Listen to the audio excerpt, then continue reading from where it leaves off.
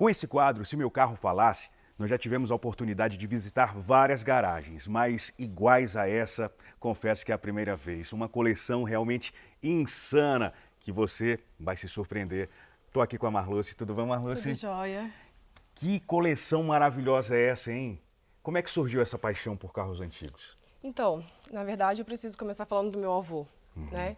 Meu avô, acho que foi o grande inspirador de tudo isso. A minha infância foi em vários Opalas, ele teve por volta de 8 ou 10 Opalas, se eu não me engano. E aquilo vai trazendo memórias pra gente, né? Então, o meu pai também, desde pequena, meu pai já tinha o primeiro carro, que era o carro Manguia. E lá na escola onde eu estudava, eu era a menina que o pai tinha um carro vermelhinho engraçado. Vermelhinho, diferente. Isso, diferente. E pra mim sempre foi muito comum, sempre foi muito normal, porque ele só tinha esse carro. Sempre foi o carro do dia a dia mesmo. E eu não via diferença do carro Pra você era dele comum, pro né? carro dos outros. Pra mim era comum, não tinha nada de diferente, de engraçadinho, enfim, era o normal. carro, era o carro normal de casa, né, da família. E, bom, com isso, o que acontece? Meu pai, ao longo do tempo, ele foi procurando carros, né? Meu avô sempre participou bastante com relação a isso. Muitos dos carros meu pai encontrou no interior do Rio de Janeiro, minha família é do Rio. Sim. E meu avô participou de muitos desses encontros, né, com os carros antigos, foi avaliar vários para saber se meu pai comprava ou não comprava. Legal. O próprio carro Manguia, a história dele foi o seguinte. Meu pai era piloto da aeronáutica e ele ficou sabendo de um piloto da aviação civil na época que estava vendendo o carro Manguia. E aí ele ligou pro meu avô e falou assim: pai, será que você pode ir lá dar uma olhadinha nesse carro para mim? Vai ver se tá bom, ver se dá para comprar. E meu avô foi, conversou com o cara e falou assim: ó, eu vou para casa, vou ligar pro meu filho e ver se ele topa. Se ele topa. E aí o cara falou: não por isso, vamos subir. Vamos subir, levar o carro lá. Liga pro seu filho, porque assim, se for o caso, você já leva o fica carro. lá. E aí ele se desfez do carro porque ele tinha comprado um Escort XR3. E ele falou assim, bom, não tenho vaga para colocar os dois, então vamos manter só o Escort XR3, que era novidade. E assim foi a aquisição dele. Qual o ano desse? Ele é 68. 68. Daqui a pouquinho nós vamos conhecer um pouco mais da história do carro Manguia. Agora vamos Isso. começar Vamos. com essa raridade, esse Pontiac Trans Am. Que carro é esse, hein? Então, Qual o ano dele? ele é 1977. Ele pertencia a um outro associado lá do nosso clube, né, do Veteran. E quando ele começou a se desfazer de alguns carros, eu falei, pai, pelo amor de Deus, esse carro é maravilhoso, é incrível. A gente não pode ficar sem ele, não pode perder a oportunidade. E aí ele acabou conversando lá com o Dr. Eugênio Paixão e acabou aparecendo, fez uma surpresa. Quando eu cheguei em casa, ele falou assim, vai lá embaixo dar uma olhadinha no que chegou aí de novidade. E aí foi assim que E ele essa veio versão parar é muito aqui. conhecida por causa do filme, né? Isso, do cinema, do Bandite, Bandite. exatamente. Só que é uma versão a cor preta, né? A cor preta. Então, basicamente saiu preto, vermelho e, se eu não me engano, uma ou duas cores mais.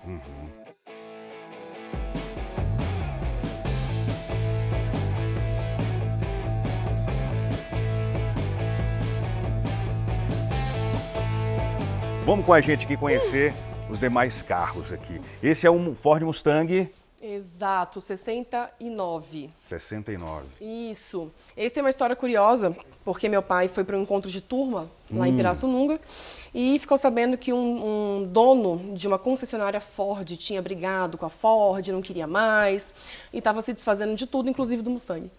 E aí, para variar, meu pai pegou meu avô lá no Rio e falou, vamos lá olhar esse carro. E aí voltaram com o carro e o cara só falou pra ele assim, pelo amor de Deus, cuidado, tá parado há muito tempo, os pneus não estão tão confiáveis. E aí meu avô sempre fala, cara, você imagina a gente de Mustang na estrada e todo mundo passando a gente, é um absurdo isso. Tinha que vir devagarzinho, né? Tinha que vir devagarzinho, exatamente. Vamos agora conhecer o próximo, essa Corvette. Essa Corvette 71. Que linda, gente. Essa meu pai... antes dele ir para a reserva, ele serviu em um Washington DC. Né? Ele foi na condição de adido para lá. E ele sempre falou que se um dia ele fosse para fora, principalmente para os Estados Unidos, ele certamente traria um. E assim foi, né? Ele comprou a Corvette lá. E um fato curioso também é que o zelador do prédio onde eles moravam falava para ele, mas você vai trabalhar no dia a dia com esse carro? Trabalhava esse de carro é muito Corvette, antigo, esse carro é muito antigo. velho. Ele falava, esse carro é muito velho. Meu pai falava, não, tudo bem, mas é esse carro que eu É esse gosto, que eu é esse que eu gosto. quero. Uhum. E aí depois o cara até curtia, brincava com ele. Quando eles vieram embora, ele falou assim, poxa, eu vou sentir saudade de ver você saindo Da nesse Corvette. carrão e tudo. E sempre foi nessa cor? Sempre foi nessa cor. Mas tá impecável, Tá, viu? Qual o tá ano dela que impecável. você comentou? 71. 71.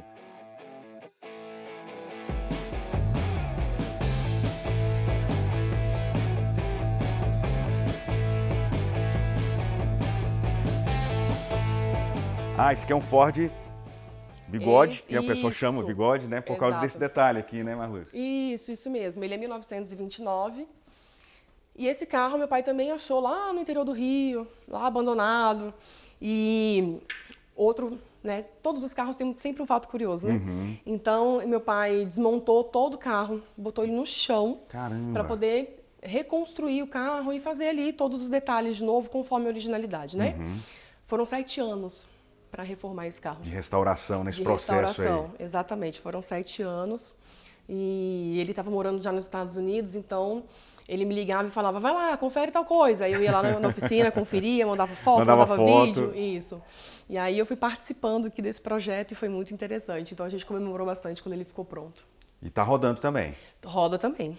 Todos os carros aqui rodam. Rodam, né? Todos E eles. o próximo... Esse aqui é o JK. Que lindo esse carro. Ele foi produzido na época pela Fenemé ainda, Fenemê. fábrica... Da Alfa né? Romeo, né? Isso, da Alfa Romeo. E aí ele é chamado também de JK, né? Ali uma homenagem ali ao Juscelino Kubitschek. Esse carro, todo ano ele participa de um evento lá na embaixada italiana, o pessoal pede pra gente levar, porque no estado de conservação que ele tá, ele é bem raro, Sim, sabe? sim. É bem difícil de achar. E esse carro meu pai fez do zero também. Então ele achou numa fazenda lá no interior do Rio. Largado, fiação toda queimada, todo destruído. E aí ele fez do zero também. Do zero. 1968. 68. 68. Isso. Então foi premiado em um dos encontros de veículos antigos do Centro-Oeste. Então esse aqui, geralmente, quando precisam de um carro assim, um pouco mais exclusivo, o pessoal me liga e fala, poxa, tem como você levar? Eu falo, tá bom, vamos levar sim, com certeza. Dessa vez eu levo. É isso. E esse próximo aqui é o Santa Matilde. Esse Santa Matilde, indústria brasileira. Carinhosamente chamado de Matilde. Carinhosamente chamados de Matilde, só Matilde. Esse carro ele é conversível. Ah, né? capota Ele tem rígida, duas né? capotas, né? Então ele tem Ah. essa rígida e ele tem uma de lona também. Também, que legal. Também. Foram feitos 30 desse. Nossa. E esse aqui é o número 23. Ele é motor de Opala. Foram produzidos menos de 1000, né, no Brasil. Caramba. E é uma delícia também. É muito gostoso, né? Motor de Opala 6 cilindros. Não, o som do motor desse carro é indescritível. Aham. Caramba. O ronco dele realmente chama bem atenção, viu? Por onde a gente Qual o passa. ano dele? Ele é 89,90. Ah, então já é mais recente, mas Já. tem essa estrutura robusta, né? Tem. Que bacana.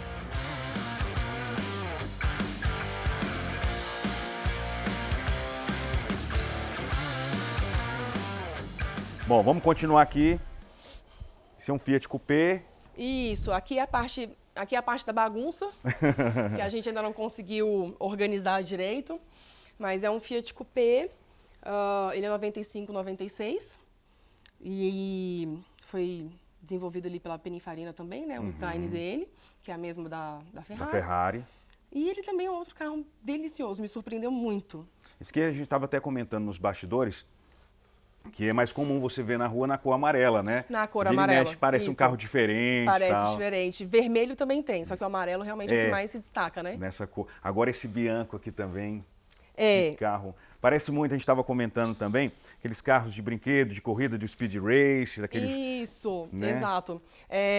Uma brincadeira que a gente sempre fazia, né, é que ele passa embaixo de algumas cancelas. Nem precisa abrir. Caramba, é mesmo? Ele é bem baixinho, né? Achei que fosse mito essa história aí. Não é mito, não, é verdade. Que legal. Então ele foi desenvolvido pelo Tony Bianco, né? O mesmo que fez a produção ali do Fúria, que era um carro de corrida. Sim. Né? E você vê que ele lembra mesmo, ele tem todo um design assim, de corrida, os pneus dele são os pneus ali que lembram pneus de Fórmula 1, aqueles menorzinhos de kart, né, e tudo.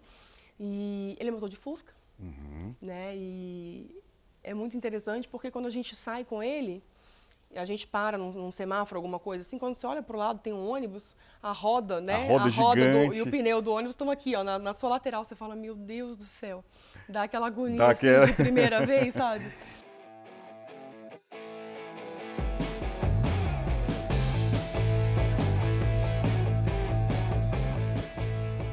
Agora, nós deixamos para o final o Carmanguia. Ai. Você vai contar mais sobre esse carro. Você falou que foi um dos primeiros carros do seu pai, você tem uma memória quando criança, quando ia para a escola, né? Qual o ano dele?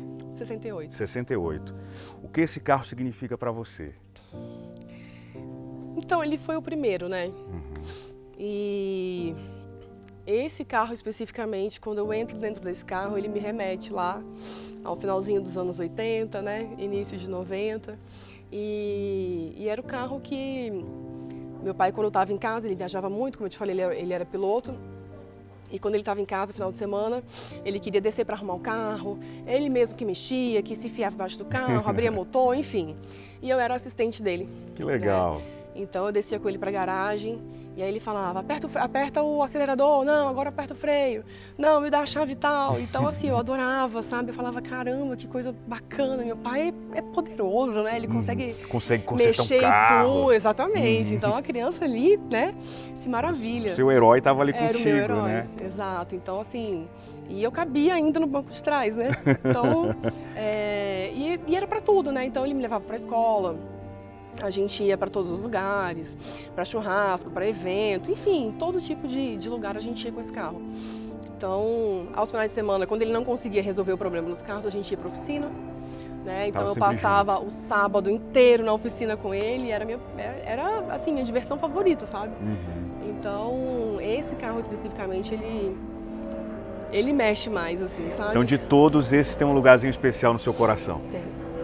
Esse tem. Esse é aquele que, se alguma coisa acontecer algum dia, eu falo para todo mundo. Eu falo assim, olha, esse aqui eu não vendo, eu não empresto, eu não dou, esse aqui vai ficar comigo até o finalzinho, vai passar para as próximas gerações, vai passar né? para as próximas gerações, com certeza. Com certeza você vai para encontros, assim, leva os carros, recebe muitas propostas assim, Marlúcio, me vende esse carro, tem muita gente ligando, me vende, me empresta, ou então vai para algum evento, você recebe muito esse tipo de convite? Olha, na verdade, logo que meu pai faleceu, e é comum, né, quando falece algum colecionador e tudo, principalmente, né, quando ficam só mulheres na família, é natural que os colecionadores acabem abordando para questionar, porque normalmente, né, não é uma regra, mas normalmente as mulheres não costumam ficar. Sim, sim. Né? E o primeiro que ligou para minha madrasta, perguntando a respeito de um dos carros, e eu falei assim, olha, não vai ser vendido e já avisa, por favor, para o restante da turma. Não liga. Não ligar, sabe? Porque nenhum deles vai ser vendido. Né? Então, no começo eles até acharam que era só uma questão de emoção, não, tá muito recente. Mas realmente, assim, eu não tenho nenhuma pretensão em me desfazer, muito pelo contrário.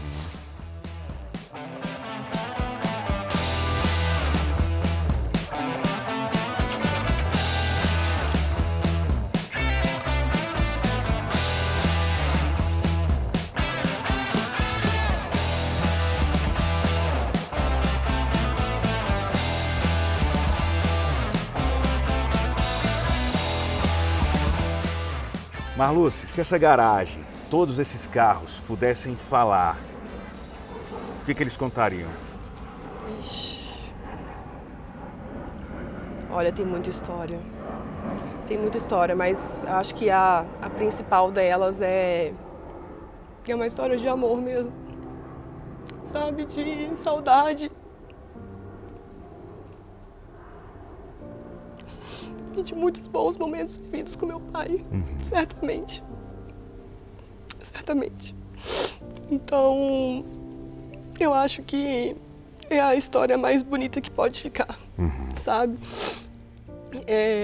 E claro, né, história de muito apoio, de muita ajuda das pessoas que estão comigo hoje e que me apoiam no cuidado, sabe?